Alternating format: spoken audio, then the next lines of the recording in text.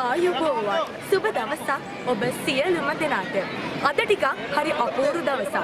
ඒකට හේතුව ඕගොල්ලෝ දන්නවා. අපි වෙනදට තූර්ය වාදක කණ්ඩායම සැරසිලා ඉන්නේ සුදු ගවුමෙන් උඩට කෝට් එකක් ඇඳලා. ඒ කියන්නේ කළු කෝට් එකක් ඇඳලා. හැබැයි අපි අද සැරසිලා ඉන්නේ හරිම අපූර්ව තූර්ය වාදක නිල ඇඳුමකින්.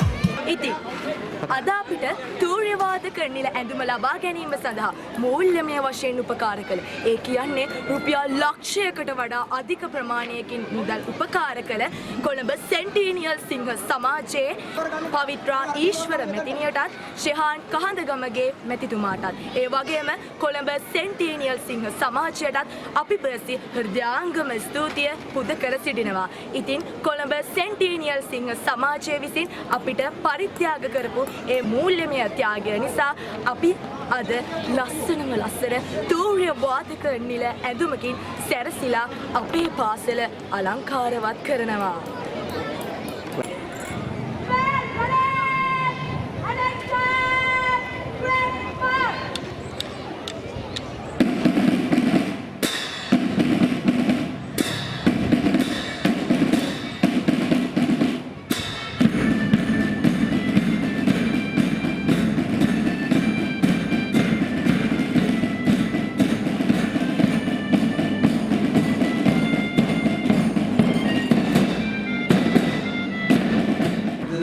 විද්‍යාලයට විශේෂ දිනයක් වාර්ෂික නිවාසාන්තර ක්‍රීඩා උත්සවයේ සේම විද්‍යාලයේ තූර්ය වාදක කණ්ඩායම නව ඇඳුමකින් නිල ඇඳුමකින් සැරසීලා මුලින්ම කලෙලි වහින දවස විශේෂයෙන්ම මෙතෙක් කල අපේ විද්‍යාලයේ තූර්ය වාදක කණ්ඩායමක් තිබුණත් පාසල් නිල ඇඳුමෙන් තමයි වුන් සැරසීලා තූර්ය වාදක කණ්ඩායමේ සම්දර්ශනය පැවැත්වුවේ.